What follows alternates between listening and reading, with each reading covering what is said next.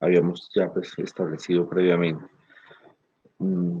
Pues, solicito a los estudiantes pues, que estuvieron interviniendo con respecto a esta presentación. Hacemos en cámara.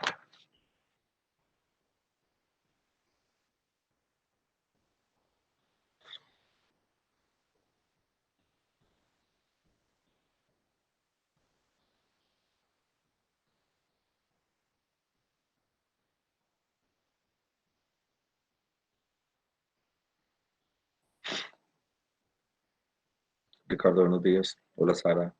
Buenos días. Camila, buenos días. Buenos días, doctor. Buenos días, doctor. Hola, buenos días.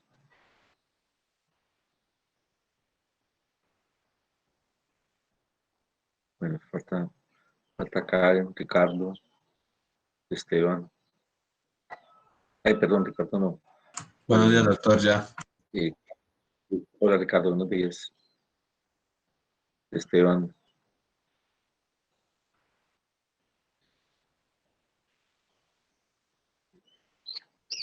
Y Karen Elizabeth y Karen Sofía.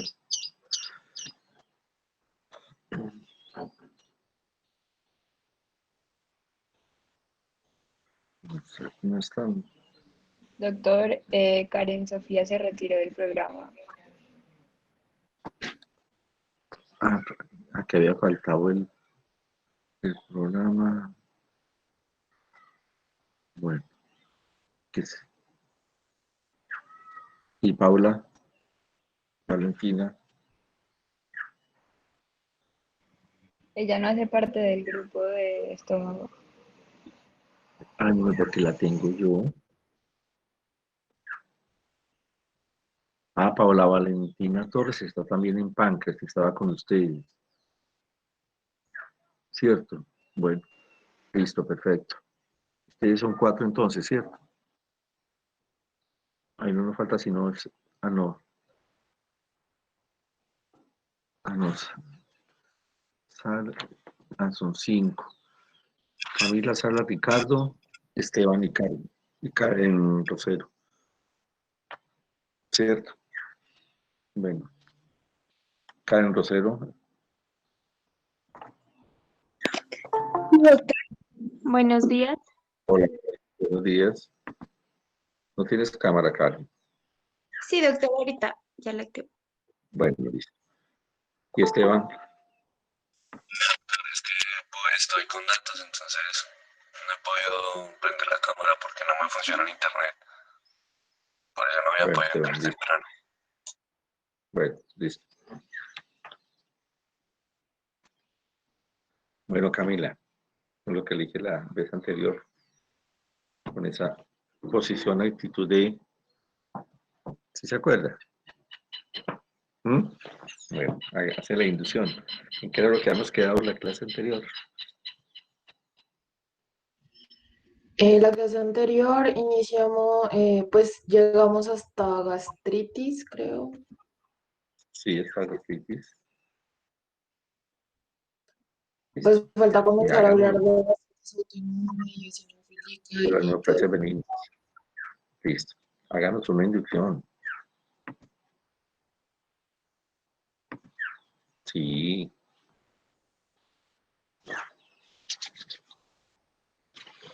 Y espontáneamente. Sí.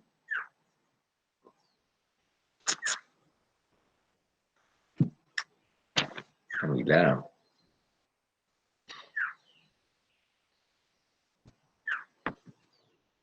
Bueno, mira, entonces, comenzamos. A ver, la gastritis, como ya lo habíamos hablado, pues es un proceso inflamatorio agudo de la mucosa y generalmente es de naturaleza transitoria. Pero la gastritis no es únicamente de tipo agudo, sino también se puede tener una presentación crónica y existen algunas diferentes complicaciones que tienen que ver con algunos tipos de células que se encuentran en el estómago, pueden ser células o por otros procesos que se dan. en este. Bueno. Bueno, entonces vamos a comenzar. Gracias, Camila.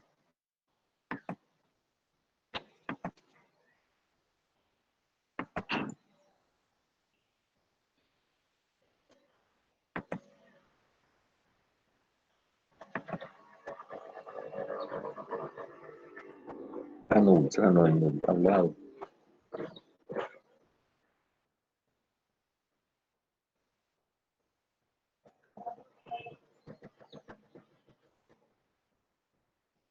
Pena que lo esté pasando en esa forma.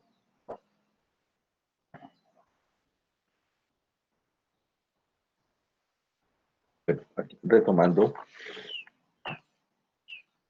en lo que se había pues, hecho mención anteriormente, pues en los diferentes tipos de gastritis o las otras gastritis, aparte de la gastritis aguda y la gastritis crónica, en la cual nos incluye, o hicimos mención, la que es de tipo inmunitario, con las pues, características pues, que le pertenecen, la gastritis linfocítica, la gastritis eosinofílica,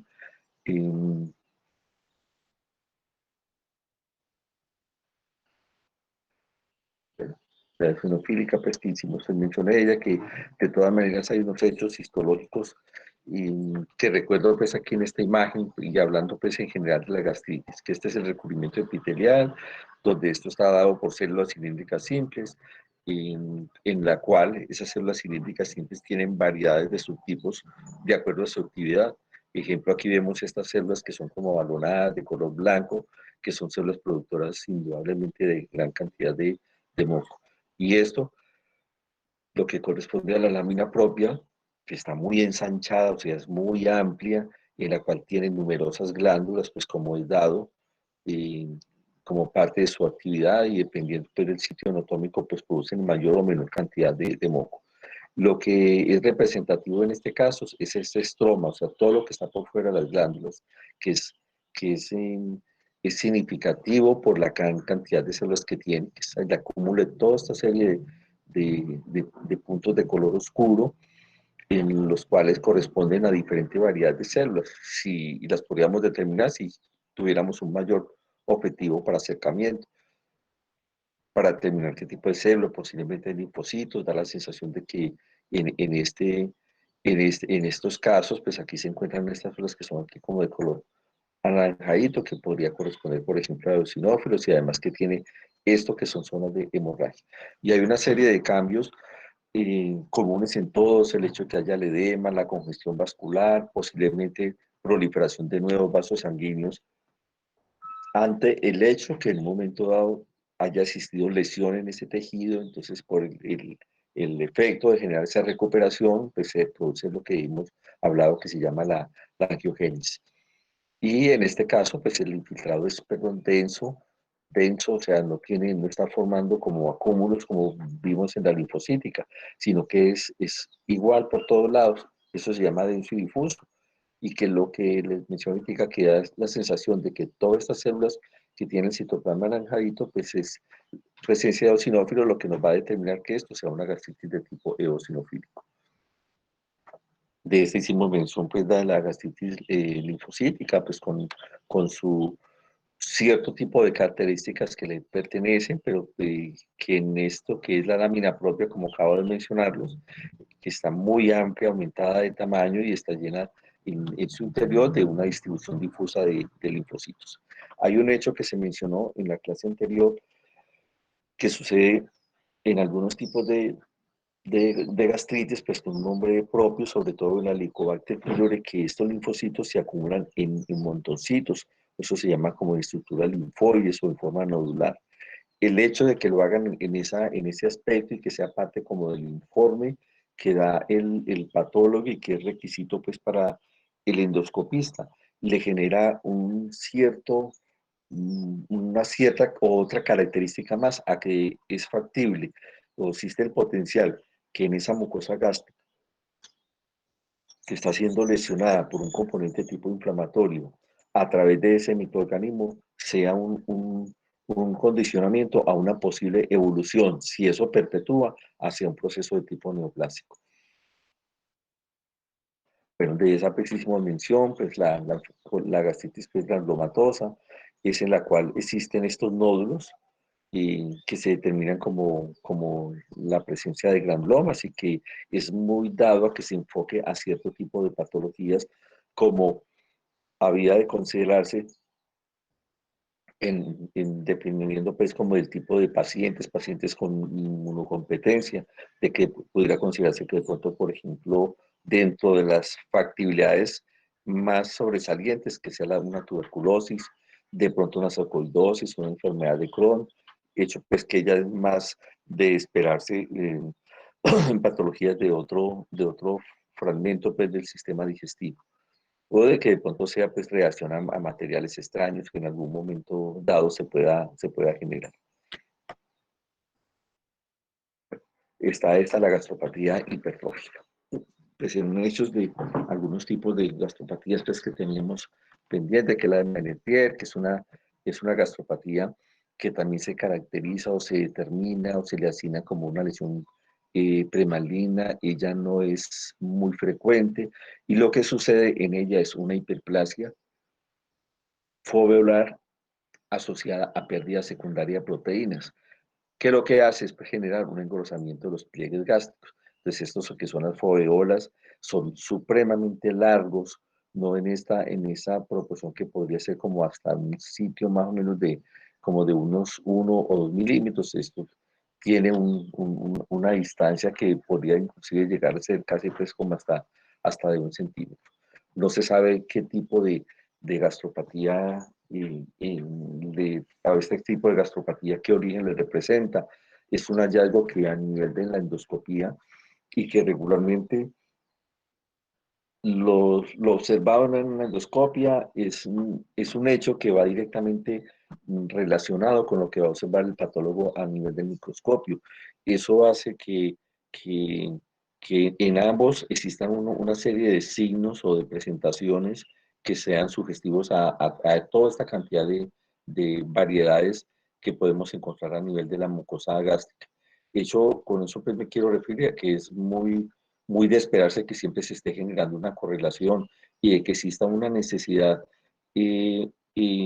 determinante de que para el patólogo sea fundamental saber qué fue lo que encontró el endoscopista en la biopsia, en la endoscopia, antes de tomar la biopsia, para él es el hecho de determinar y que los hallazgos microscópicos sean compatibles con lo que le está encontrando.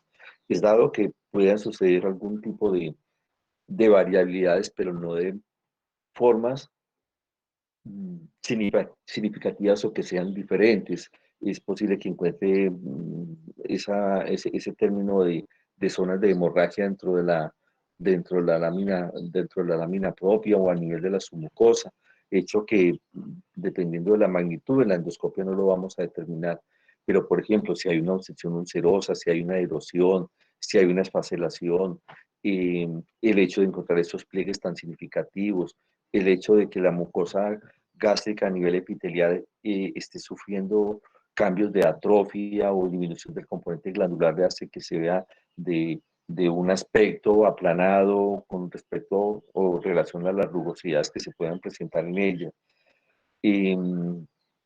Le sugiere indudablemente a través de esa endoscopia como que es subtipo de todas estas gastritis que hemos estado mencionando. Inclusive cuando es una gastritis de tipo crónico y agudo es muy determinante.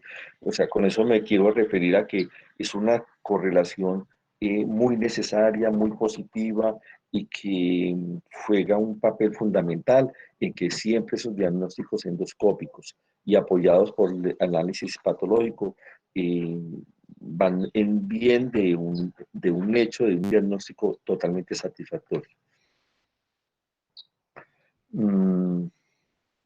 Hay algo que se determina en este tipo de gastropatía, pues de que hay una señalización incremental del receptor de factor de crecimiento epidérmico en la mucosa gástrica, como una sobreproducción local de factor transformador del crecimiento alfa. Se habla de que en algunos niños este tipo de gastropatía se ha asociado con la presencia de citomegalovirus y en adultos con la presencia de Helicobacter. Y se ha hecho pues que algunos estudios o en algunos sitios con la experiencia que se tiene a través de esto no lo han logrado como determinar de una forma muy precisa, dado a que no es una condición usual de encontrar este tipo de hallazgo. En estos pacientes pues es muy determinante, muy de la mano de los síntomas de tipo gástrico, como un dolor abdominal difuso, con posiblemente hechos de náuseas y vómito. Hay algo es que determina que se ha como encontrado como una cierta correlación la presencia de edema en tejidos periféricos. Y puede haber inclusive la presencia también, pues que forma parte como de toda esta sintomatología gástrica, como la presencia de astenia, anorexia, indudablemente pues que eso va a llevar a una pérdida de peso. Inclusive algunos de ellos pueden tener algunos episodios o periodos prolongados de que no generan aparentemente ningún tipo de sintomatología. Hay algo que sucede, que lo que se mencionaba aquí, que van a presentar edema en tejidos periféricos por ese hecho de que se está generando una hipoproteinemia, lo que va a llevar a que se genere una hipoalbuminemia y eso determine como en eso que determina como los tipos de edema que están los que son de tipo hemodinámico y que están también los que suceden por una baja en las proteínas, la hipoalbuminemia, como sucede en los pacientes que cursan con un síndrome nefrótico, que terminan haciendo un edema periférico con un cierto tipo de características. Bueno, el que les mencionaba, pues indudablemente la endoscopia o la exploración mediante la gastroscopia con indudablemente acompañamiento de la biopsia. Estas son unas imágenes, lo que nos resalta que todo eso son esos pliegues mucosos, esas arrugas, esas ondulaciones que hemos mencionado, que además de dar la sensación de ser numerosos, es porque están ensanchados y son muy altos, y le genera ese aspecto, un aspecto que confunde en algún momento dado, y que a través de la endoscopia pues debe hacerse un análisis muy detalludo de milímetro a milímetro, que no sea factible que dentro de todo esto se encuentre un nódulo con unas características diferentes y que se pueda sospechar que exista un proceso de tipo neoplásico. Esta gastropatía reactiva pues es producida principalmente por esto, y reactiva es porque está generando respuesta a alguna situación y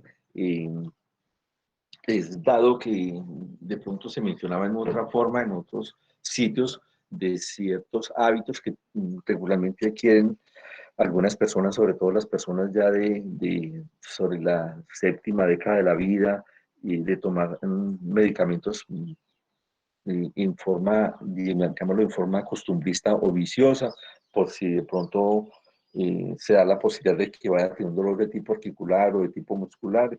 Entonces, parte de su hábito diario es ingerir medicamentos variados. Está muy frecuentemente utilizan el acetaminofén y una serie de medicamentos de tipo antiinflamatorio y analgésico, que hacen que genere un tipo de lesión en este sitio que llama la gastropatía reactiva. Y también esta gastropatía se puede dar por esto, por un reflujo biliar, hecho que sucede con algún tipo de lesión que pueda estarse generando a nivel de la vesícula biliar, de alteración en los esfínteres que se puedan encontrar a través de esta serie de conductos. Y es posible que ella se presente en forma aislada porque solamente tiene como causa el hecho de que está respondiendo a un tipo de situación muy precisa, como es la presencia de medicamentos, o puede ir como formando parte también de una gastritis crónica que tiene el paciente y que además de eso tiene un componente de reactividad. Esta, pues por mencionarlo, esta enfermedad del injerto contra el huésped se puede generar con manifestaciones pues, semejantes a todo lo que hemos mencionado, pero que además con distensión abdominal, diarrea, presencia de hemorragia, la presencia de un hilo paralítico, indudablemente pues con todo esto pues la presencia evolutiva de la sensación de pérdida de peso. Hay un hecho que también se encuentra pues como parte de esa respuesta es de de esa respuesta es la presencia de un cierto tipo de reacción como es la fiebre. Y eso, pues el diagnóstico pues indudablemente va a ir basado pues a nivel de la endoscopia de vías digestivas altas y bajas, indudablemente pues con la toma de muestras pues en forma seriada de todos los sitios orgánicos. El hecho de mencionar esas biopsias, digámoslo, seriadas, es muy dado que se tenga digámoslo, como protocolo en algunas disciplinas de cuando se toma una biopsia de estómago que se encontró una lesión en algún sitio, digamos en el antro, por, por normas se toma a nivel mínimo de cuerpo y de antro. En algunas situaciones también se toma de duodeno por generar una amplitud con respecto a las posibilidades diagnósticas y además de amplitud de seguridad. Hay algo que se llama la dilatación gástrica. Y es un hecho pues, que es complejo, que el hecho que exista esta dilatación, pues eso genera pues, cierto tipo de exigencias con respecto al manejo y que hay un tanto trastorno pues, en la motilidad y en el vaciamiento, pues que es una situación que genera dificultades. Como causas puede tener una estenosis a nivel del píloro, el ileo paralítico, por alguna razón de que no haya movimientos, movimientos involuntarios determinados o dirigidos a la musculatura lisa para generar este fenómeno de contractilidad de la pared del estómago. Y otro que sí es bien complejo, pues que es un proceso séptico generalizado en la cavidad abdominal, en la cual pues existe pues ese factor de riesgo a generar, por ejemplo, una coagulación intravascular diseminada y generar potencialmente pues la muerte de estos pacientes. Esa inmotilidad por obstrucción conduce a algo que se llama formación de besoares. Algunos de los Esteban, usted nos busca, por favor. ¿Sabe qué es eso? No, doctor, Sí, pero ya lo busco. lo busca. Sí, Doctor, yo sé sí, que los dígame. besoares son como unas masas que se forman Sí, de material indigerible que pues se acumula en el tracto digestivo debido a pues al mismo hecho de que el estómago está como quieto. exacto, eso es.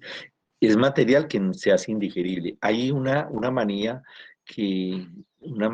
llamémoslo manía, en algunos pacientes, algunos no, algunas pacientes, es el hecho de generar manipulación todo el tiempo del pelo, de estárselo tocando. Y el hecho de estarle tocando, lo jalan y lo que le queda en las manos de pelo, se lo meten a la boca y lo digieren. Eso tiene un nombre, o es lo mismo. Me averiguan, por favor. Eso se llama como una forma como de tricoticomanía. Y es frecuente que eso pase, inclusive puede llegar a tener tan significativo, un volumen tan significativo. Qué pena, muchachos. Un segundito. Hola, Alex, buenos días. Bien, Alex, yo lo voy a llevar. Sí, listo. Bueno, listo, pues gracias. Que generan lo que están comentando, lo que nos dio la compañera, esa acumulación de material no digerible en ese sitio, forma una masa.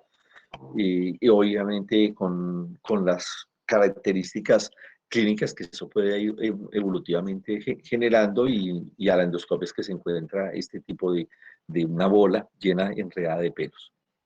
Bueno, dentro de los síntomas, pues indudablemente pues, es un material contenido pues, a nivel de la cavidad gástrica, pues es un paciente que va a generar pues con una forma de rechazo fisiológico y la presencia de meses, el dolor por la dilatación de tipo cólico a nivel del epigastrio, que hace que sea diferente a lo que regularmente hemos manifestado ahora, que es otro tipo de dolor. Y que puede tener, pues, dependiendo de la magnitud, pues, llegar a ser, pues, de una forma muy significativa. Es posible que por eh, desplazamiento hacia el diafragma y genere por esa presión, pues, disminución del movimiento diafragmático, se pueda presentar como sintomatología de dificultad respiratoria. Y pues en los casos pues ya muy significativos, pues es un paciente que va a presentar pues, sintomatología confusa. Y en el diagnóstico pues se utiliza, por ejemplo, y regularmente pues, es la forma inicial pues, de establecerlo, o a nivel de la endoscopia, pues, para hacer una evaluación como un poquito más directa, claro que dependiendo de lo que esté sucediendo con ese paciente. Bueno, las varices gástricas. Al hablar de varices estamos hablando de insuficiencia de tipo venoso, creo que hemos mencionado, pero los sitios externos donde regularmente se producen, y que a nivel de... Doctor, Sí, dígame. profe, Sí, qué pena. Es que sí, esos besoaderes, o sea, besoares. son fragmentos, sí, sí, doctor, son fragmentos de productos alimenticios, o sea, por por esa parálisis, por así decirlo, de esa Sí, mucosa, perdón, de esa muscular gástrica, no sí, siguen ese conducto, o sea, es comida, por así decirlo, sí, que no se ha digerido sí, y que no ha pasado. Ah, exactamente. listo, Y doctor. eso toma porque eso no es un hecho de un solo momento. Eso es algo repetitivo y repetitivo. Entonces todos esos componentes alimenticios tienen una serie de cambios en los cuales eso se compacta y se genera un fenómeno de adherencia y forma como si fuera una masa. Y entonces eso hace que el momento de eso no sea digerible. Y eso, pues, es quirúrgico, o sea, por medio de la endoscopia, extraer eso, o sea, ese fragmento, esa masa. Es muy posible que se intenta con algún tipo de componente general dilución de ellos, pero de todas maneras lo que hay que pues, manejar ahí en forma importante es la causa, pero se puede fragmentar o Sí, si no, en algunos casos por cirugía endoscópica realizar esto. Sí, listo, bueno, doctor. listo, Bueno, muchas gracias. gracias. Bueno, resulta que en estas dilataciones venosas es factible que se den por un aumento en el flujo sanguíneo, por algún tipo de situación. Regularmente se encuentran cercanas a la unión gastroesofágica y nacen de una serie de venas que se encuentran a nivel de la submucosa y que esas venas tienen una posición de tipo longitudinal. Es posible que sea un hecho de confusión de estas varices esofágicas, que era lo que iba a comentar en el momento, de las varices que son perdón, estas varices gástricas de las varices esofágicas, por esa intermediación de sitio anatómico, que pues casi que en cierta forma están delimitadas es por pre o post esfínter. Y igualmente,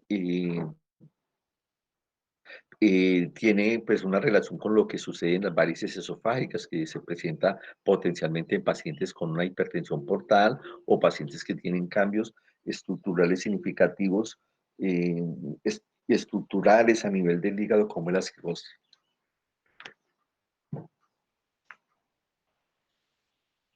Bueno, inclusive también en algunos pacientes no cirróticos también se puede encontrar y se va en relación con fenómenos trombóticos del eje venoso esplenoportal. mm, las causas de cuando se genera este componente de tipo trombótico, entonces que lo que hace es ocluir el vaso sanguíneo y genera una dilatación proximal por el no paso del flujo, puede ser secundario a una pancreatitis crónica o una pancreatitis aguda, la presencia de algún tipo de lesiones expansivas en el páncreas, como puede ser las neoplasias y los pseudoquistes. Es dado que estos pacientes no van a presentar síntomas relacionados con las propias bases.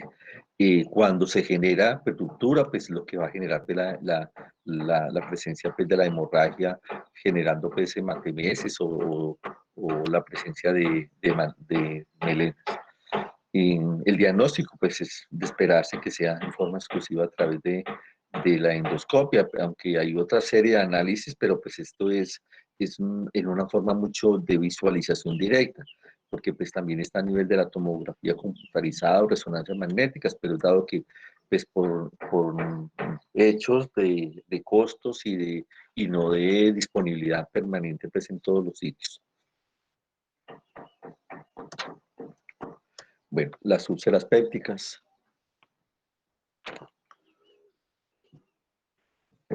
al hablar de úlcera es el hecho de que genere pérdida de la continuidad de la superficie epitelial, compromiso de la lámina propia y potencialmente a nivel de la submucosa, inclusive dependiendo del estado de ese tipo de úlcera, llegará a generar compromiso de la capa muscular e inclusive pasar a la adventicia y generar una perforación de esa pared del estómago. Ella en esa úlcera, que es lo que estamos viendo pues aquí en esta lesión, es este orificio, tiene un aspecto como si fuera como un cráter, y en este caso está siendo representada histológicamente. Viene el recubrimiento epitelial y llega un momento en que eso se genera una excavación en la cual pues es de esperarse pues, que en ese sitio, por la pérdida de la continuidad, vamos a encontrar material necrótico en esa zona, restos de células. Es un sitio que siempre, como vimos en lesión celular y en los hechos de inflamación aguda, que desde el primer momento que se genera una lesión en un tejido, se está dando cierto tipo de condiciones para determinar que ese proceso de reparación y de cicatrización, dando entonces en esa zona la proliferación de gemaciones para que den nuevos vasos sanguíneos, la respuesta de los fibroblastos indudablemente produciendo matriz extracelular como es colágeno, fibras elásticas en los casos pues, que le pertenezcan, o la presencia de nuevas células en ese sitio, o en hechos ya de unas extensiones o un compromiso extenso de transformación pues, en células que le van a dar por esa parte, ese componente de cicatrización. Bueno, entonces, de acuerdo a la localización, que se habla que es úlcera de tipo gástrico, úlcera de tipo duodenal, la cual la gástrica, como vimos, pues, o hemos mencionado pues, a través de los hechos anteriores de las gastritis, que también tiene esa subclasificación que sea aguda crónica, y hay algo en esas crónicas, es muy frecuente que exista reagudización, entonces se encuentran los dos aspectos, de células inflamatorias de tipo crónico y también de tipo agudo, porque se generó una reagudización de ese sitio. Y según la asociación clínica, pues puede ser úlceras inducidas por AINES, úlceras inducidas por estrés, que se determinan lo que son las úlceras de Curry y las úlceras de Kuhn.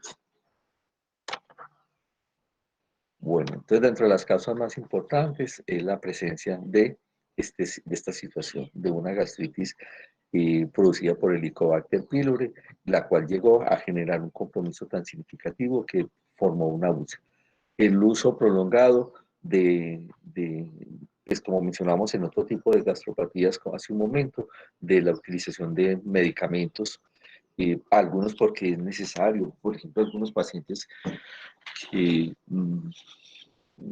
un caso como de un tipo de lesión de tipo inmunológico, un paciente con una artritis reumatoidea, un paciente con lupus eritematoso, los cuales tienen que tomar medicamentos en forma permanente, de los cuales están incluidos pues, antiinflamatorios de tipo no esteroideos y que sea un factor predisponente, sin duda alguna, que se generen lesiones significativas a nivel de la mucosa del estómago.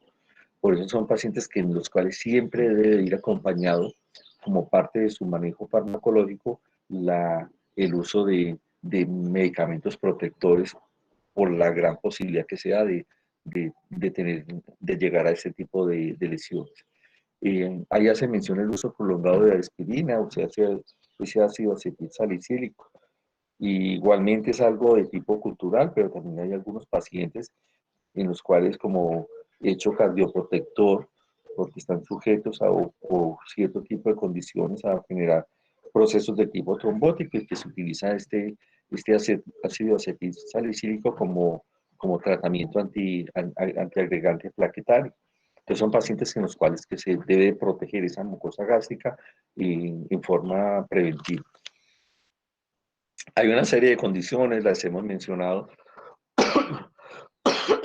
en muchas situaciones, los hábitos de la ingesta de alcohol, la presencia del cigarrillo, el estrés y tratamientos también que se incluyen dentro de esto, con tratamientos antineoplásicos como la radioterapia. ¿Qué puede suceder con esa úlcera? Pues que se genere por la extensión, rompimiento de vasos sanguíneos, por esa extensión de esa úlcera y eso va a producir hemorragia. Que esa úlcera se penetre y llegue a la capa muscular, de que genere fenómenos de tipo obstructivo, que de pronto tenga un proceso evolutivo hacia una neoplasia, y la otra es que comprometa todas las capas y genere una perforación. Hecho que se hace en una urgencia quirúrgica, es una urgencia en la cual el paciente va a presentar signos indudables de irritación peritoneal, lo que se llama, no sé si lo que han visto ya de semiología, abdomen en tabla, que el abdomen no es ni blando, no es depresible, es un abdomen que es duro y que nos va a mostrar que hay unos signos claros de irritación peritoneal. El tema de este paciente es que es muy factible no, va relacionado directamente con el derecho de generar una peritonitis química y por la salida pues, de este componente químico hacia la cavidad abdominal.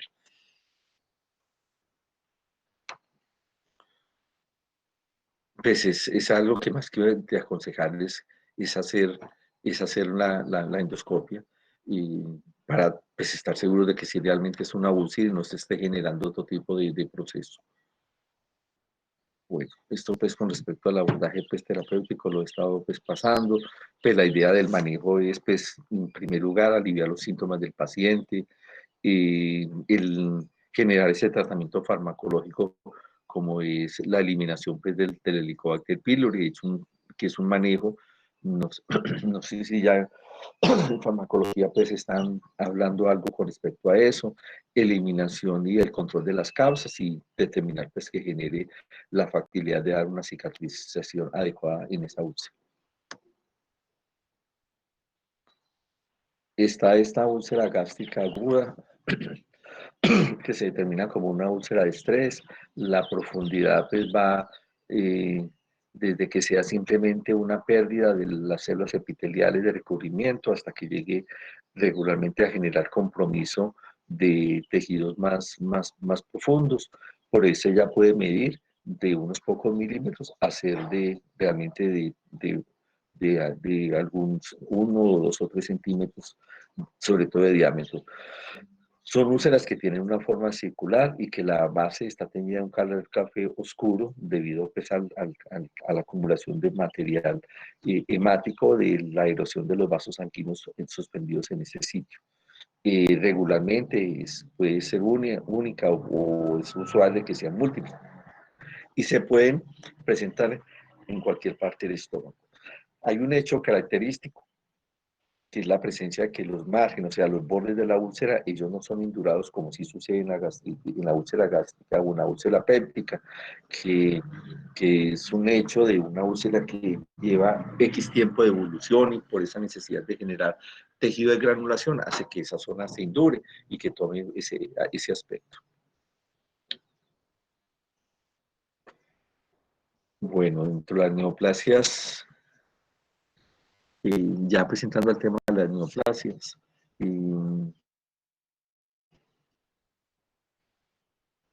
nosotros podemos suponer que sean neoplasias benignas o tanto malignas por el hecho de tener un conocimiento de cuáles son las estructuras, las células o los tipos de tejido que tenemos en ese sitio anatómico.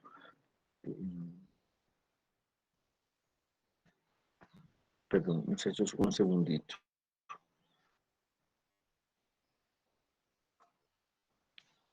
Un segundito.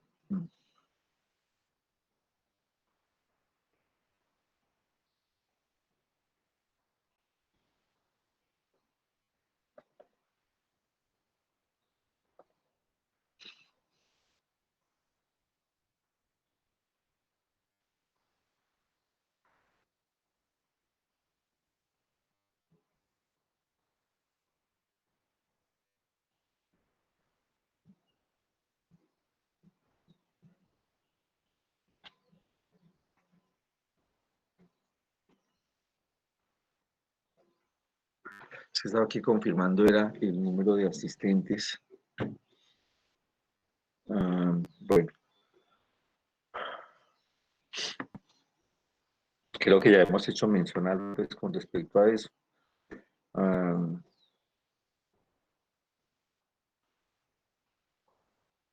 Paola Valentina Torres. Paola. Sí, Héctor. Buen Hola, día. mujer, buenos días. Paola, a ver, aquí como especulando, sabemos, pues, lo que estaba yo mencionando hace un momento, los tipos de células o estructuras o tejidos que se encuentran en el estómago, nosotros podemos suponer potencialmente qué tipo de neoplasia nos podemos encontrar. ¿Nos puedes mencionar? ¿Se puede como suponer alguna?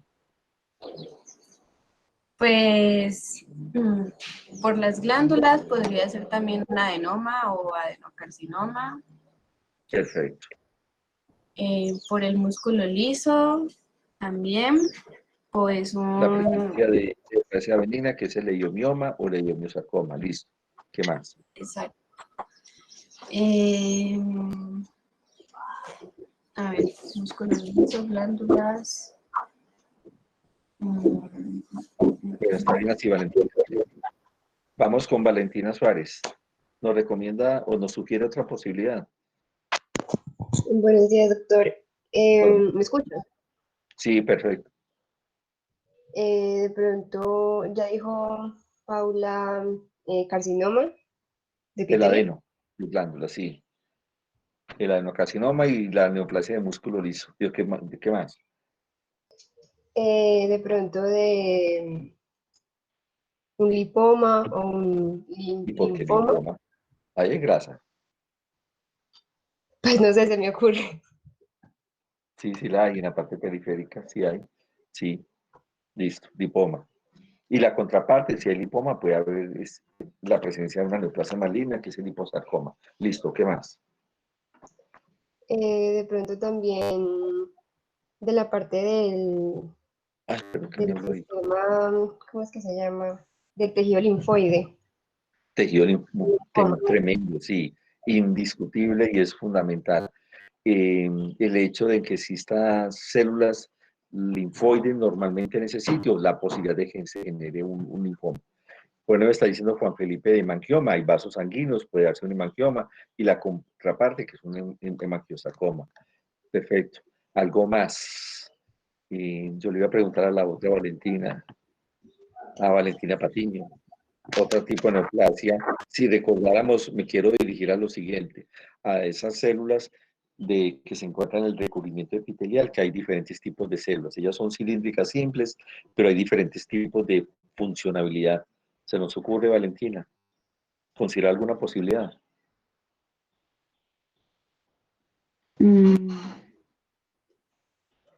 Yo diría que... O la dejamos ahí, la encontramos ahorita, hacemos mención. ¿Sí? Bueno, Bueno, listo.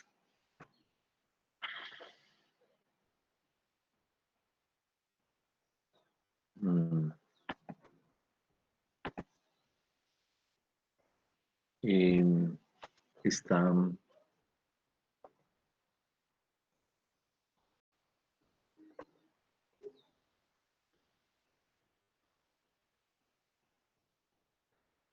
el compañero Blanco.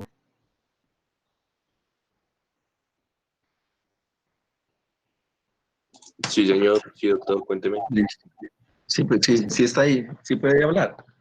Sí, sí, señor. Pues si se me Sí. corta, me dicen y... Listo.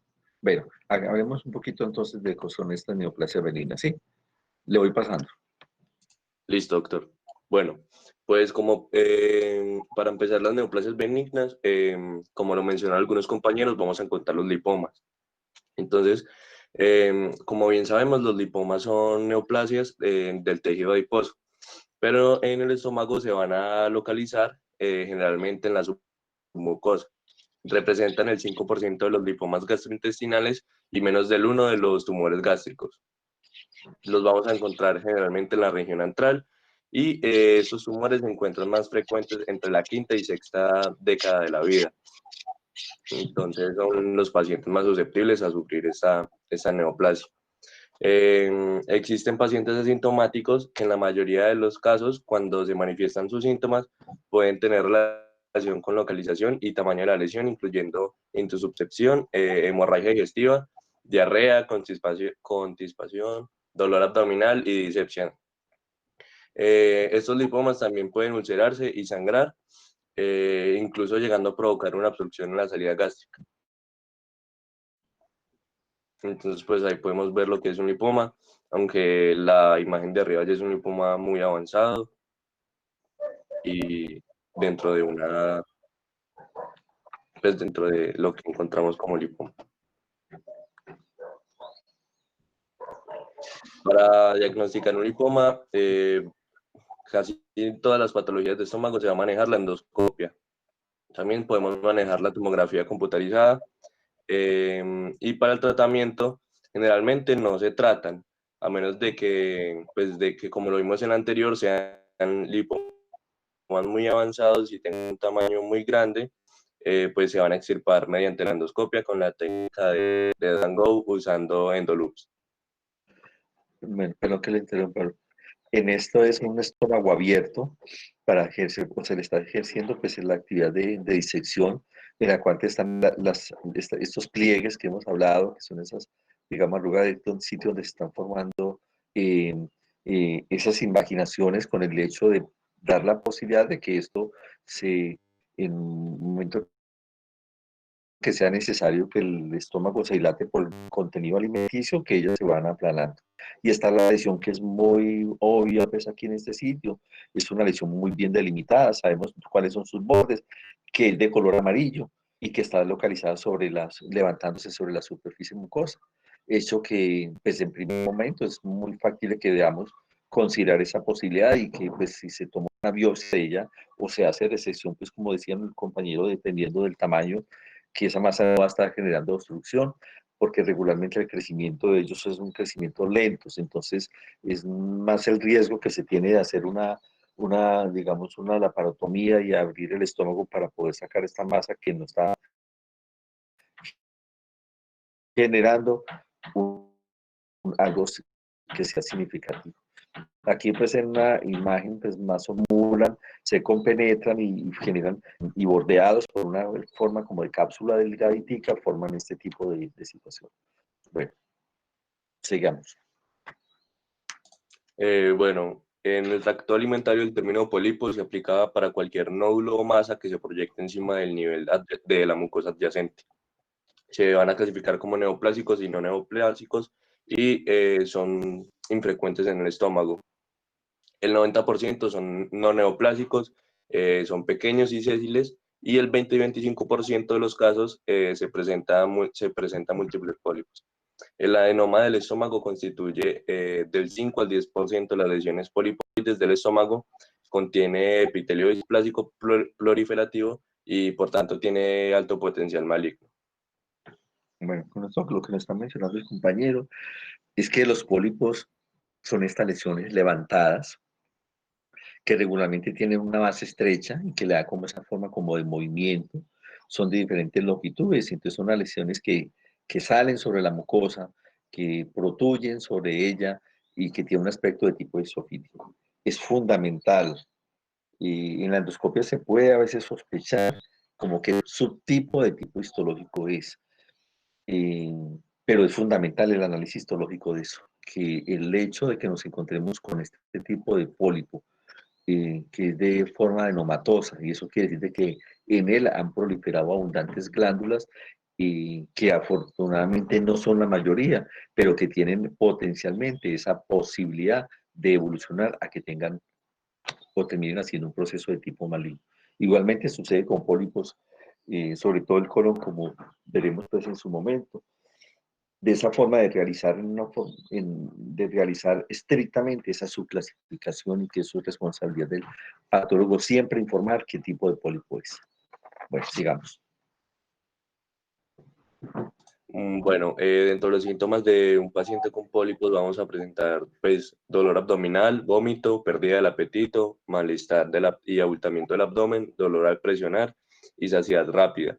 Como lo dijo el doctor, como hay presencia de presentar una neoplasia maligna, cuando hay una extracción del pólipo, va a ser necesario, casi que obligatorio, las visitas para tener un seguimiento del paciente. Además, a esto, el paciente va a tener que cambiar su estilo de vida y mantener uno saludable en cuanto a dietas y ejercicios y estar en un peso ideal para evitar el estrés y la reincidencia de los pólipos. Bueno, con respecto pues a las neoplasias malignas, lo que va a terminar pues el carcinoma gástrico. Hay una serie de hechos que hacen considerar de que este paciente potencialmente pueda tener una neoplasia gástrica. Y entre ellos pues que la más común pues es que es el adenocarcinoma. Es un paciente, la edad influye significativamente, pero sin dejar de tener presente que se puede encontrar a veces neoplasias en personas, en adultos jóvenes, que no son de lo cotidiano, pero que pueda darse pues este tipo de situación. Es posible que el paciente pues pueda tener procesos o situaciones de manifestaciones clínicas no muy determinantes, pero que regularmente existe ese antecedente de un paciente que inclusive ha sido necesario realizar endoscopias, que de pronto haya tenido episodios de sangrado digestivo. Con eso me estoy relacionando a que es muy dado a que tenga situaciones previas o manifestaciones clínicas previas a hechos alterados a nivel del estómago. Hay algo es que en los sitios anatómicos, como sabemos muy bien, que el estómago tiene una curvatura menor, una curvatura mayor, en la cual se establece que la mayoría de las neoplasias se localizan a nivel de la curvatura menor. Y regularmente son en la porción más distal del estómago, se regiona a nivel antralopirórica, sin dejar pues de tener presente que pueden ser localizadas también a nivel del cuerpo o del fondo. Pero digámoslo como por norma, si el patólogo, sin saber en qué sitio fue donde encontraron la neoplasia, siempre abre el estómago a través de la curvatura mayor. Y en forma automática, pues se genera como, en primer lugar, como ese análisis dirigido hacia a la zona antral, pero sin dejar, pues, indudablemente de tener presente toda la superficie del estómago y tomar biopsias o fragmentos para ser analizados de todas las superficies, tanto corporal, fúndica y la antral, pues, que sí es el sitio donde está la lesión. Hay una serie de factores predisponentes en el juego, un papel importantísimo como es la infección por el Helicobacter pylori, un paciente con una gastritis crónica, paciente en el cual se estableció a través de un hecho previo de una gastritis de tipo autoinmune y pacientes con el antecedente del tabaquismo y pues pacientes que utilizan pues, muchos preservantes dentro de sus hábitos alimenticios y la no buena ingesta de consumo de frutas y verduras en una forma fresca. Hay una clasificación que llama la clasificación de Lawrence. Es el hecho de que va a generar como una subdivisión de acuerdo a la forma como se presenta este tipo de neoplasia a nivel de la mucosa exclusivamente gástrica. Y eso lo que hace, pues, esta clasificación es que determina, pues, como una finalidad, pues, como más de tipo epidemiológico que de otra cosa.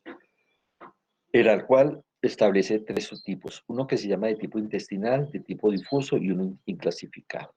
Con estos 3 está haciendo referencia al intestinal, es en el cual vamos a encontrar las glándulas que se están neoformando, o sea, las glándulas gástricas neoplásicas con diferentes tipos de condiciones, de mayor, de menor tamaño, con el recubrimiento epitelial por células neoplásicas y de buena diferenciación, o a medida que avanza pues se van haciendo más indiferenciadas.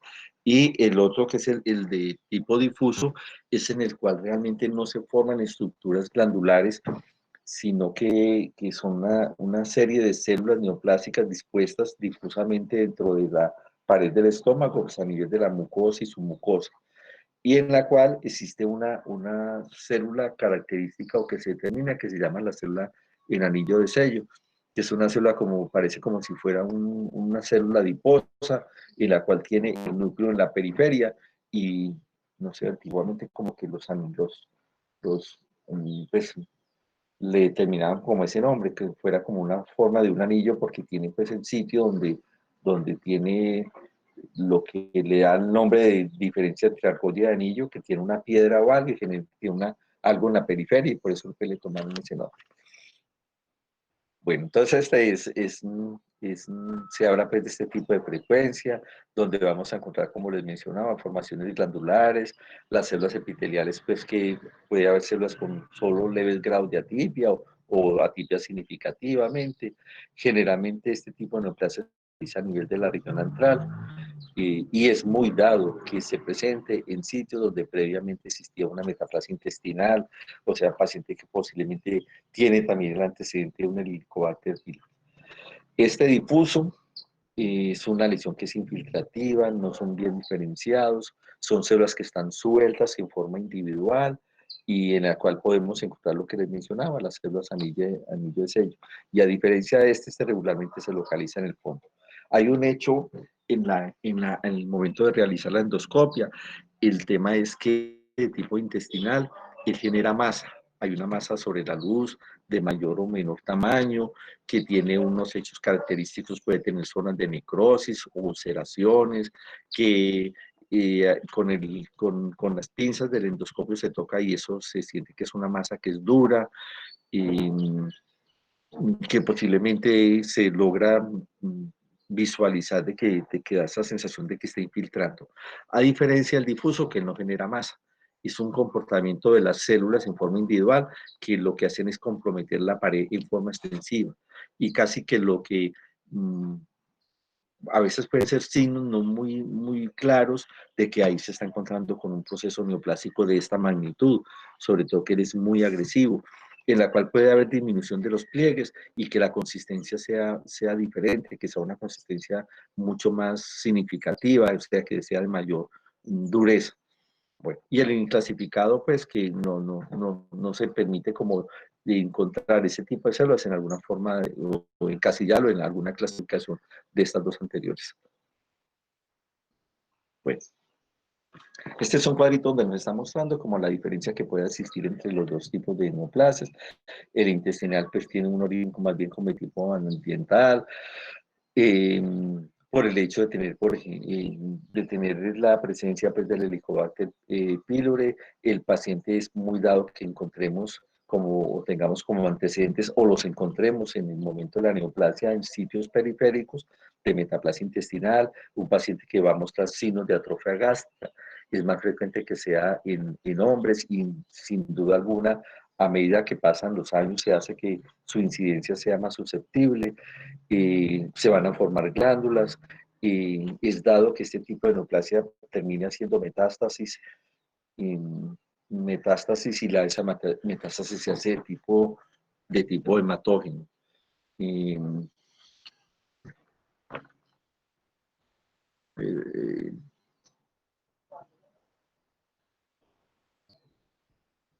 Diego Fernando Bañol. Diego. Sí, señor. Buenos días. Bueno, o sea, pues, lo sepa, pues, yo creo que sí lo hemos mencionado. Esa diseminación hematógena, esta neoplasia está mostrándonos que a través por penetración a través de los vasos sanguíneos venosos, se van células neoplásicas y viajan y se van a generar digamos, una instauración en otro sitio anatómico. Es dado que pueda llegar a comprometer otros órganos. Lo más usual de casi todas las neoplasias es que generen lesiones a nivel del parénquima pulmonar, porque la acumulación de estas células con material hemático generan un trombo, y entonces hacen trombos, se van émbolos y generan esos trombos a nivel del parénquima pulmonar. Pero también es muy factible que las neoplasias malignas tengan compromiso a nivel de los ganglios. Entonces, en esta patología de estómago hay un ganglio específico que tiene un nombre determinado, y que si nosotros lo encontramos, pues casi que, por decir algo, está el diagnóstico. Encontramos ese ganglio aumentado de tamaño. ¿Sí tenemos idea de lo que estoy mencionando, Diego? Sí, sí, señor, pero en este momento no me acuerdo muy bien cuál es el nombre de ese ganglio. Recuerdo el mesentérico, pero no sé qué tan cercano esté allí. Búsquemelo, porfa. Sí, Búsquelo sí, ya. señor. Y hacemos mención. ¿Sí? Empieza por V. Bueno. Doctor, sí. Juan Felipe ya lo comentó en el chat. Ah, no estaba mirando. Ah, qué pena. Venga, pues lo miramos. Yo me salgo. Como tengo la presentación completa, no me voy, entonces gracias por avisar. Listo. Juan Felipe Caicedo ya, Diego, ya Juan Felipe nos hizo el aporte, que se llama el ganglio divircho. Juan Felipe, ¿y es donde se encuentra? Doctor, pues la verdad puedo fallar, puedo equivocarme, pero pues creo que es como en el cuello. Entonces, como es raro, pero sí, creo que es en el cuello. Es en la región ¿no? supraclavicular. Eso. Y el hecho de uno tocar un ganglio en ese sitio, o sea, un nodo de sitio, quiere decir que hay un ganglio aumentado de tamaño. Eso es una neoplasia hasta que no se demuestre lo contrario. Entonces, ahí también cabe el nódulo de María José, sí, Daniel, perfecto. ¿Y ese nódulo, dónde vive ese nódulo, Felipe? Daniel, Felipe, en el ombligo, exactamente. Bueno, entonces ese ganglio de Birzo, entonces cuando es en el lado izquierdo, se establece que potencialmente es en primer lugar, considerar un carcinoma de estómago, también puede ser de ovario, pero lo primero que hay que pensar es ese paciente que es una endoscopia ya, y si es al lado derecho, un carcinoma de mama.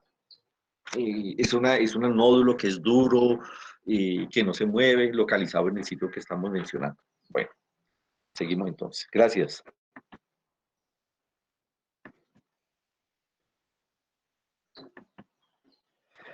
Este difuso tiene un componente de tipo familiar, sobre todo en pacientes con grupo sanguíneo A, es más frecuente en mujeres, se puede dar en personas más jóvenes, tiene pues este tipo de células en anillo de sello, y es potencialmente que, por lo que mencionamos ahora, que no genera masa, sino que hace una propagación a través de toda la pared del estómago, y es muy dado que llegue a tener en una forma relativamente rápida compromiso de toda la pared y tener ya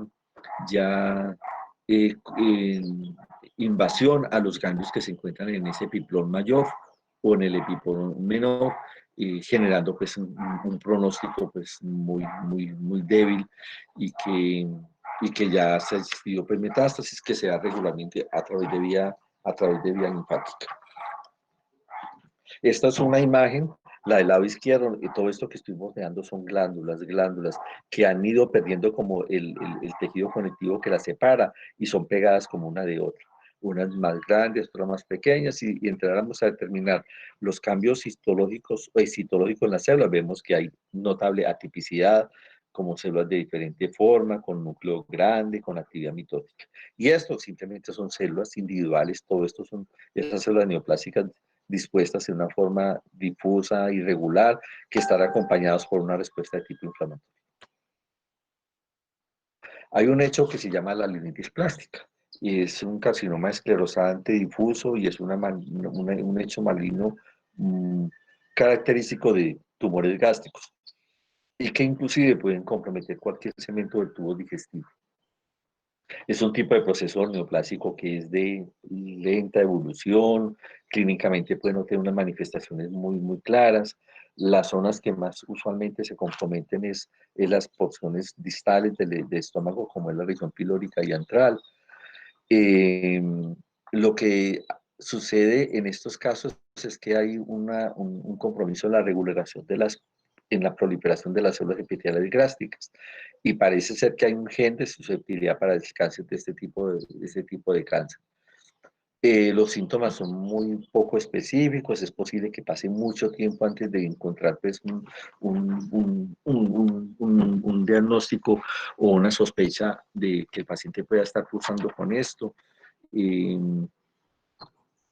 hay algo que que en la endoscopia, pues si no se, digamos, no que no se sospeche, pero que siempre por protocolo hay que tener mucho cuidado en el análisis porque ve la mucosa aparentemente normal, es posible que de pronto la vea como que como un poquito aplanada, que las rugosidades no son como muy claras. Y aquí nos está mostrando en este corte esto, que esto está engrosado, esto que está afuera es el epiplón mayor, todo esto es tejido adiposo, esto, y en el cual al hacer el análisis histológico vamos a tener el compromiso de toda la pared. Lo que ha cambiado en esos casos es la consistencia, pero posiblemente en la endoscopia, si no se tiene como la destreza o la disciplina de considerar posibilidades y dependiendo indudablemente del tipo de paciente, pues hace que se pueda pasar por alto. A veces inclusive es necesario realizar biopsias múltiples y se debe hacer por protocolo en el momento de encontrar una zona de esas, de hacer, eso se llama como una forma de mapeo, de tomar en formas como el cuadrante reloj diferentes biopsias. El manejo, pues dependiendo de la evolución, que puede hacerse una gastrectomía total, lo que eso implica de morbilidad para un paciente o hacer quimio y o radioterapia. Bueno, este del linfoma gástrico, como lo mencionó pues una compañera hace un rato, que está dentro de las posibilidades de las neoplasias que podamos presentar a nivel del sistema digestivo por el hecho de que normalmente encontramos linfocitos como elementos, como células de defensa, se puede generar un proceso de tipo neoplásico. Es posible que pueda tener un curso asintomático y dar manifestaciones gástricas no específicas, como ya hemos mencionado en casi todos los subtipos de patologías. Y algunos de ellos pueden aparecer de un momento a otro. Y algo que está haciendo mención aquí, que se asocia con la gastritis crónica la infección por Helicobacter pylori. De hecho, lo que les mencionaba, cuando esos linfocitos van tomando ese patrón nodular o en forma de agrupaciones, es de considerar que se vaya a generar pues de pronto esta posibilidad de manejo.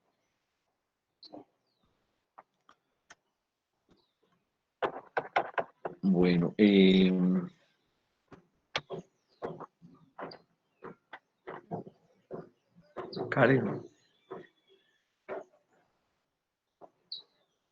Karen Rosero. Dice, Sí, doctor. sí, ¿le queda factible seguir? Hablar un momentico. ¿Le Sí, parece? señor. Sí, bueno, Sí, señor. listo, hagámoslo pues. Bueno. Los tumores mesenquimáticos son tumores que se desarrollan en el tejido conjuntivo, en los vasos sanguíneos o en el tejido óseo o en el tejido linfático. Bueno, este tipo de tumores pueden ser benignos o malignos. En los benignos va a ser el nombre del órgano y se le va a aumentar OMA. En cambio, en los malignos va a ser también el nombre del órgano que está situado el tumor y se le va a aumentar el nombre de sarcoma. Ejemplo es en el tejido esquelético óseo, sería óseo, entonces si es un tumor benigno, se va a llamar osteoma, y si es un tumor maligno, se va a llamar osteosarcoma.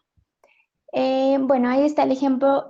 Si es un tumor en grasa, se va a llamar lipoma, si es benigno, y maligno, liposarcoma.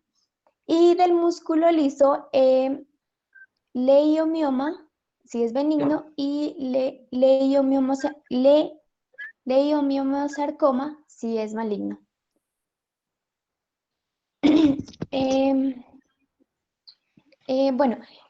Las características de estos tumores benignos y malignos, de los benignos son que la mitosis es poca y normal. En cambio, en los malignos son anormales y son muy numerosas.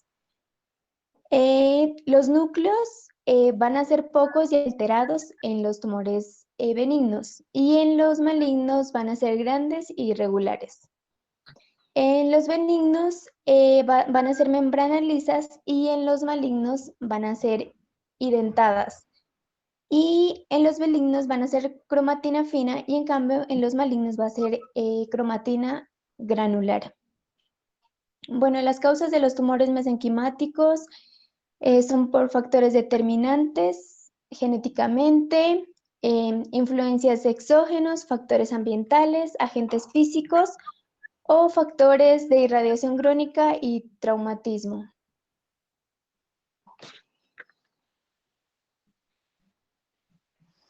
Bueno, el tumor del estroma gastrointestinal. Bueno, estos son tumores este es un tumor sólido de la mucosa o de la pared gástrica.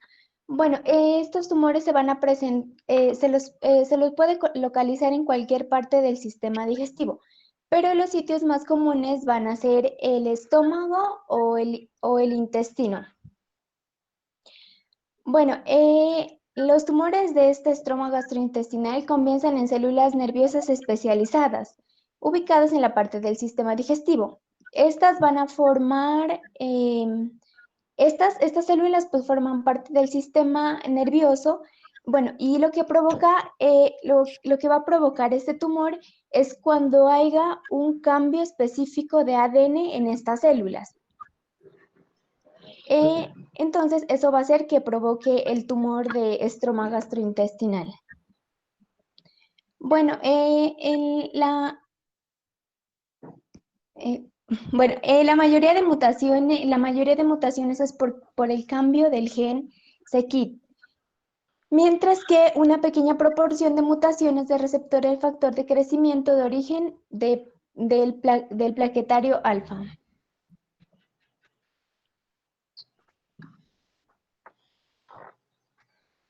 Bueno, por ejemplo, aquí pues, hace referencia a que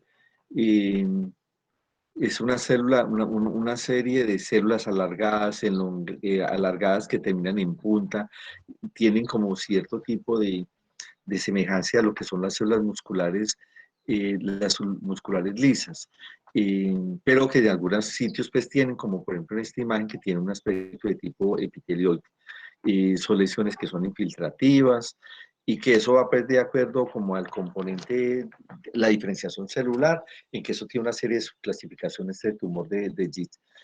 Es dado que dentro de los signos o sintomatologías, pues vamos a encontrar la presencia en un paciente pues con cambios generales, la presencia de náuseas, vómito, posiblemente esté perdiendo peso, inclusive llegar a tener una masa palpable.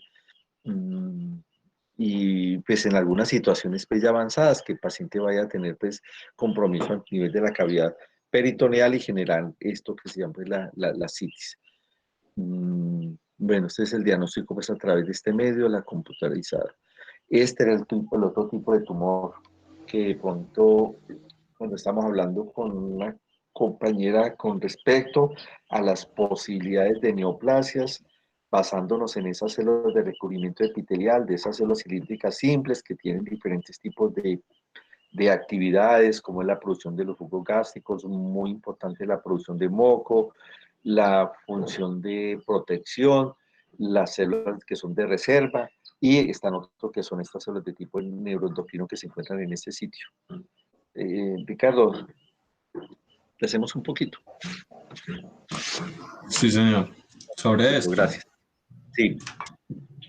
Listo. Entonces los tumores de las células neuroendocrinas son también conocidos como los carcinoides gástricos. Entonces son neoplasias que derivan de las células neuroendocrinas y se presentan en los 60 años aproximadamente y tienen una prevalencia mayor en mujeres que en hombres y son pacientes asintomáticos en el 30% de los casos.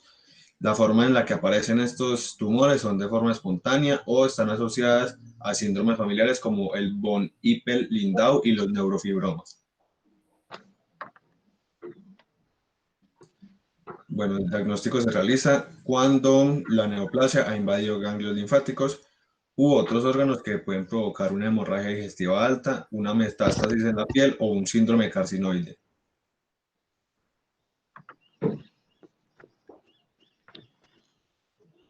El cáncer metastásico.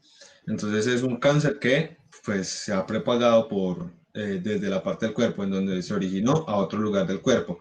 Se extiende porque las células cancerosas pues, de un tumor se desprenden y viajan a otras partes del cuerpo, bien sea a través del torrente sanguíneo o por vía linfática. Y si el cáncer se encuentra en el estómago, es muy común que la metástasis se haga en el hígado, en el pulmón o en el peritoneo. Bueno.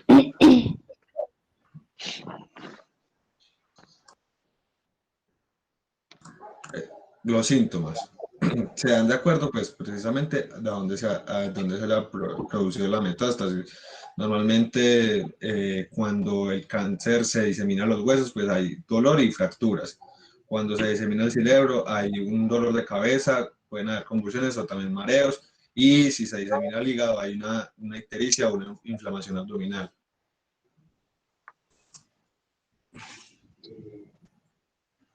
Este tumor de Krüger es una metástasis del cáncer gástrico que se da a los ovarios.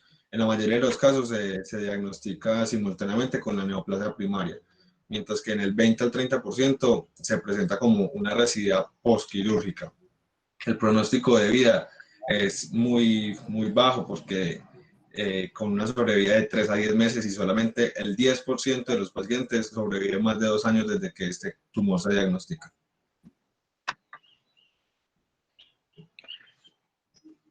Ay, pena, yo me expliqué aquí algo. Qué pena. Fue que en últimas hice algo.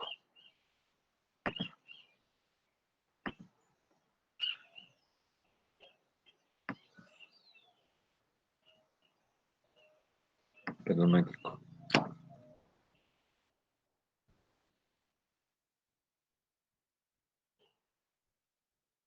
Bueno, listo, muchachos. Entonces, seguimos con lo del casito clínico y el artículo.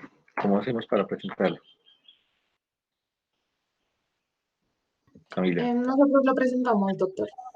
Listo, listo, perfecto. Entonces, este personaje lo que hace es esto. ¿Quién va a presentar el casito? El artículo.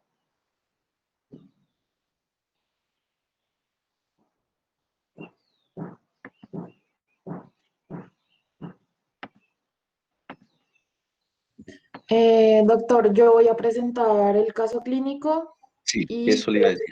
voy a presentar el artículo. Entonces, primero el artículo. ¿Sí? Ok, sí. Ok. O bueno, como quiera. Creo que tenemos primero el caso clínico. Bueno, listo.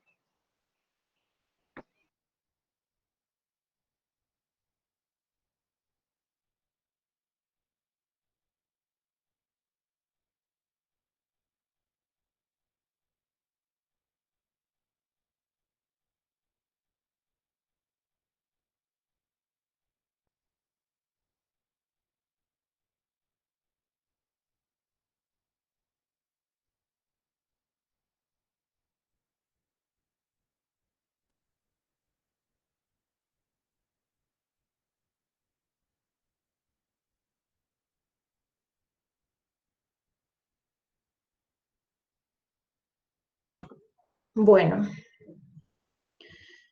el caso clínico que escogimos se llama Reporte de caso de síndrome de Valentino, que es una úlcera péptica perforada simulando apendicitis aguda. Entonces, el síndrome de Valentino recibe este epónimo debido a la muerte de un actor que fue inicialmente diagnosticado por una apendicitis aguda y se le realizó una apendicectomía, pero su pronóstico no mejoró, ya que desarrolló una peritonitis y falla orgánica múltiple, llevándolo hasta su muerte. El caso es de una mujer de 38 años que se presentó al servicio de urgencias con un cuadro clínico de 3 días de evolución consistente en un dolor de aparición insidiosa, el cual inicialmente se localizó en una región periumbilical con posterior instauración en la fosa ilíaca derecha de tipo punzante. Se asoció a hiperalgesia regional, náuseas, anorexia y la paciente no reportaba antecedentes de importancia. En el examen físico se encontró una paciente álgica, afebril, anictérica, hemodinámicamente estable y con saturación de oxígeno del 97%. No se encontraron anormalidades en la inspección abdominal, que había una disminución de ruidos peristálticos y contracción involuntaria del abdomen derecho, con dolor a la palpación superficial y profunda en los 4 bordes abdominales, acompañado de signos de irritación peritoneal. Los paraclínicos en hemoglobina y conteo plaquetario estaban en rangos normales. Había aparición de leucocitosis y neutrofilia.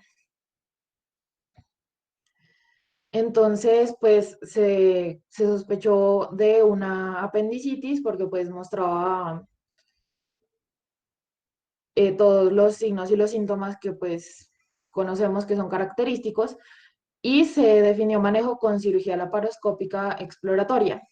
Pero entonces, en la cirugía se visualizó una apéndice retrocecal sin cambios inflamatorios, pero se encontró líquido fibrino purulento en los cuadrantes superiores del abdomen. Y una placa fibrinosa anexa al estómago, que al ser removida se pudo ver la úlcera gástrica perforada de 3 milímetros en la región prepilórica.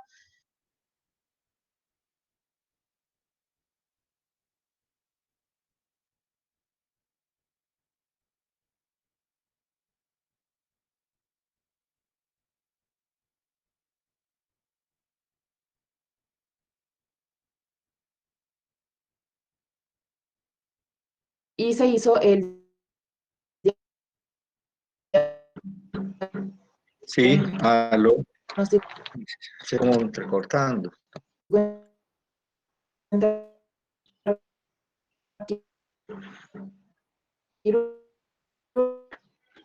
No, mujer, está entrecortado. Pues al menos en mi caso. Camila. Camila. Es que yo le estoy escuchando entrecortado. O sea, yo lo... Sí, Camila. Camila. Doctor, es que de pronto ella por el mismo, pues por el mismo internet no lo escucha. Entonces ya yo le escribí. Ah, bueno, listo, bueno.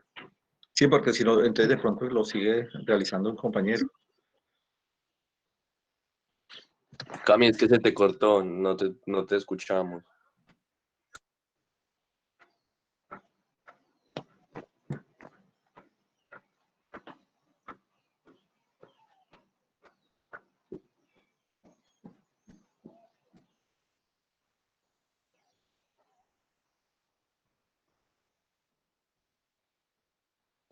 Cami.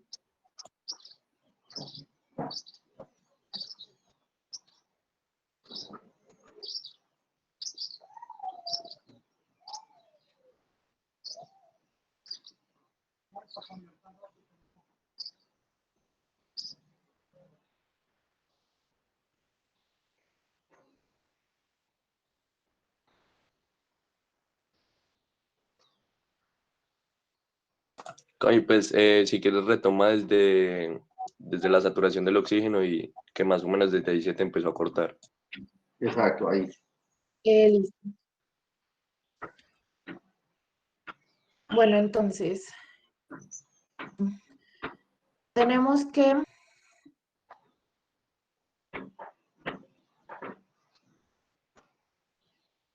contracción involuntaria de los rectos del abdomen derecho y dolor a la palpación superficial y profunda de los 4 cuadrantes abdominales, acompañado de signos de irritación peritoneal.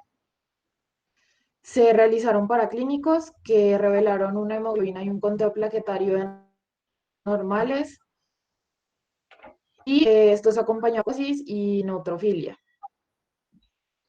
De apendicitis, y se definió un manejo con cirugía laparoscópica exploratoria, un apéndice retrocecal sin cambios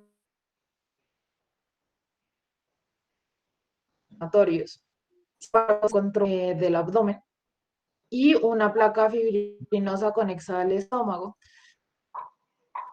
que al ser removida evidenció una úlcera péptica perforada de 3 milímetros en la región prepilórica.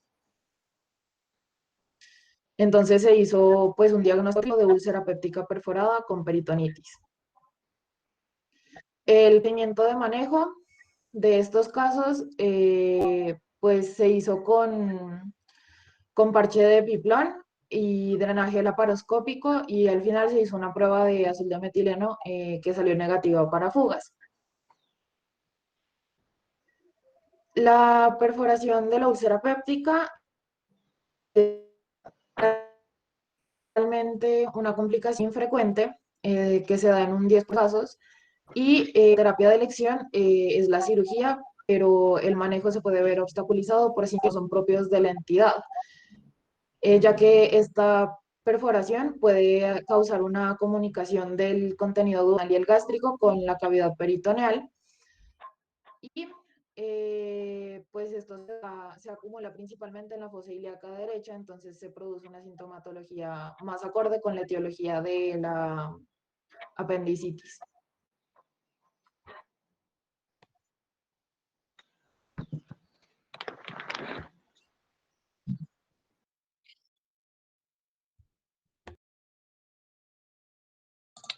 Bueno, entonces, en cuanto al artículo, vamos a revisar un artículo de la revista colombiana de cancerología, en el que se habla de las complicaciones del uso de prótesis metálicas autoexpandibles como paliación de obstrucción maligna del tracto de salida gástrico. Entonces, para empezar, debemos saber que la obstrucción del tracto de salida gástrico constituye la incapacidad del estómago para vaciar el contenido. Los tumores gástricos y pancreatoduodenales son los que con mayor frecuencia van a ocasionar esta patología, y dado que su diagnóstico usualmente se realiza en estadios avanzados, no es raro que estos se presenten por una situación de enfermedad localmente avanzada, y frecuentemente se van a acompañar de metástasis. Entonces, la colocación de las prótesis metálicas constituye una forma de tratamiento común en las obstrucciones malignas. Pues estas van a conseguir la resolución de los síntomas a corto plazo, pero siempre que se coloque una prótesis metálica se va a asumir un riesgo en cuanto a patologías, pero siempre es un riesgo aceptable. Entonces, este trabajo tuvo como componente descriptivo sobre las complicaciones del uso de prótesis, el tratamiento y un componente de asociación respecto a la administración del tratamiento oncológico con intención paliativa. El resultado respecto a la supervivencia global, para esto se revisaron 150 pacientes que requirieron procedimiento en el Instituto Nacional de Cancerología. La siguiente, por favor.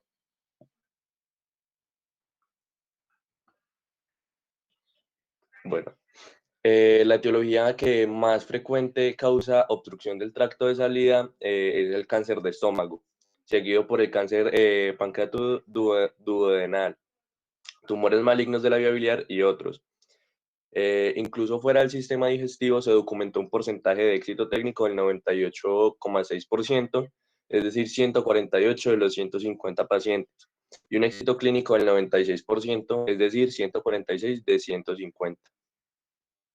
Se identificó un 64% de pacientes con enfermedad maligna en estadio 4 y tuvieron una incidencia de complicaciones tempranas del 11,33% y tardías del 29,3%.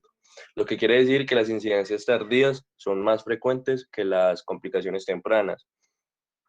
La mayor parte de las complicaciones fueron tratadas por vía endoscopia, y solo el 2,6%, 66% de los pacientes necesitaron un tratamiento quirúrgico. Las complicaciones de colocación de prótesis duodenales pueden ser manejadas de forma exitosa por vía endoscópica en la mayoría de los casos, y los pacientes que además de la colocación de prótesis recibieron tratamiento oncológico presentaron una mayor supervivencia estadísticamente significativa. Lo que quiere decir que un tratamiento conjunto nos va a permitir aumentar la supervivencia en nuestros pacientes. Entonces, pues básicamente ese es el caso en cuanto a complicaciones por prótesis metálicas. No sé si el doctor de pronto tenga algo que agregar o... Digo que vale, no, está bien. Está bien, bueno. Bueno, muchachos, ¿hay algo más pendiente? No, con respecto a ustedes. No, no, señor. No, bueno, listo. Bueno, entonces, Camila, arrancamos en plena. ¿Qué se me hizo? Se me perdió Camila. Aquí estoy, aquí estoy. En plena. Eso. Ya. En pantalla completa. Bueno, como conclusión, tenemos que, pues hay que tener en cuenta que realmente las patologías de estómago son muy importantes. Ahí mencionamos bastantes que son poco frecuentes, pero por ejemplo la gastritis y en el caso de Colombia el cáncer de estómago son patologías que son muy importantes ya que presentan una alta incidencia. Pues la intención de pues preparar la exposición es que pues todos ustedes tengan como una idea más clara respecto a todas las patologías que se pueden presentar en el estómago y que pues hay muchas, por ejemplo, como en el caso clínico que presentamos, que no necesariamente siempre los síntomas corresponden exactamente a una etiología. Entonces hay que hacer estudios. En el caso clínico que presentamos, uno de los problemas fue que no se hizo imagenología para el diagnóstico de la apendicitis y resultó siendo un caso completamente diferente. Bueno, Camila, gracias. Sara, ¿quieres como aportar, comentarnos algo o simplemente nos das el anuncio de terminada la reunión?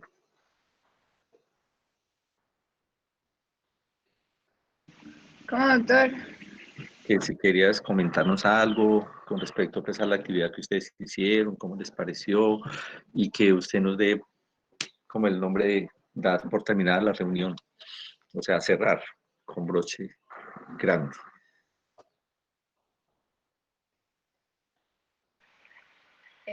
Bueno, no, pues doctor, yo creo que está todo dicho, como lo mencionaba Camila, las patologías de estómago son muy importantes y hay que tenerlas muy en cuenta. Y bueno, y toda esta actividad nos sirvió mucho para indagar más acerca de ellas y, y bueno, y es una actividad muy buena. Bueno, Sara, entonces, le damos por terminar pues, la clase de hoy y nos encontramos el jueves pues, para comenzar patología de intestino delgado. ¿Algún comentario, aporte, sugerencias, algo que esté pendiente? Buenos días. Claudia, buenos días. Doctor, ¿será que nos puede regalar un momentico al grupo de intestino delgado y intestino grueso? Sí, perfecto, listo. Bueno, listo, entonces así nos quedamos. Entonces, listo, muchachos, ya nos podemos retirar del salón y entonces estamos pendientes. Listo, Profe, una doctor, hasta luego. pregunta. Listo, Diego, hasta luego, que esté muy bien. Hasta luego, doctor. Muchas gracias. Muchas gracias, doctor. Hasta luego, doctor. Muchas gracias. Igualmente, Karen, muchas gracias. Felipe, gracias. Hasta luego, Valentina. Profe, una pregunta. Sí, Me pregunté si le había llegado mi correo con la pregunta del parcial para echarle un ojito. Ay, Diego, reenvíemelo, Diego. Yo no me acuerdo haberlo visto. Yo estuve revisando y no lo vi. Tiene que ser que se me pasó por alto, pero antes hágame un favor y me lo reenvía, ¿sí? Listo, doctor, ya mismo lo hago. Listo, Diego. Gracias.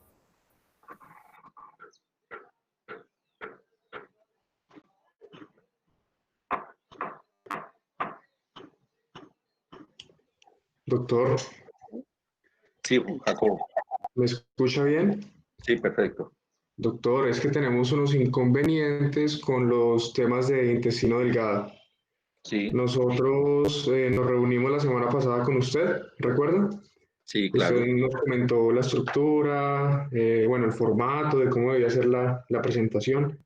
Sí. Pero usted nos comentó que estómago se tomaría 3 clases para exponer. y que nosotros comenzaríamos después del parcial. Sí, sí, tienes razón. Entonces no sabemos cómo organizar, eso es el primer inconveniente que tenemos. Lo segundo es que hemos estado leyendo un poco las referencias que usted nos dio en Robbins y mirando un poco las diapositivas, incluso en Harrison, y hemos visto que hay, pues las patologías tanto de intestino delgado como de intestino grueso las manejan igual, o sea, las manejan compartidas. Entonces no Ajá. sabemos cómo hacer esa diferenciación para poder hacer bien la exposición, pues con el fin de que, ¿Ustedes qué? que primero no abarquemos todo el tema y dejemos a los de intestino grueso un poco cortos con el tema. Sí. Y pues tampoco Sí. repetir, porque pues usted sabe que estamos un poco cortos de tiempo, falta hígado, páncreas. Entonces queríamos saber, pues y además para no confundirlos a los compañeros, cómo podemos abarcar estas dos exposiciones. Bueno, algo es que el examen quedó definitivamente para qué día. Quedó para el miércoles. El miércoles de la semana entrante. Sí, señor. Sí, bueno, listo. Hay algo, bueno, con respecto a eso, no sé qué edición tomarían de la patología de Robbins, pero esos son capítulos aparte, que tengan algunas situaciones en común, como por ejemplo, presencia de las neoplasías neoplásicas, como son los adenocarcinomas, que suceden a todo lo largo del estómago hasta colon, pero que son hechos totalmente independientes. Eso sí, pues tenemos que hacerlo. Ustedes revisaron la presentación que yo les envié, ¿cierto? Doctor, ahí hay otro inconveniente. Sí. El archivo no permite el acceso a terceros y le hemos estado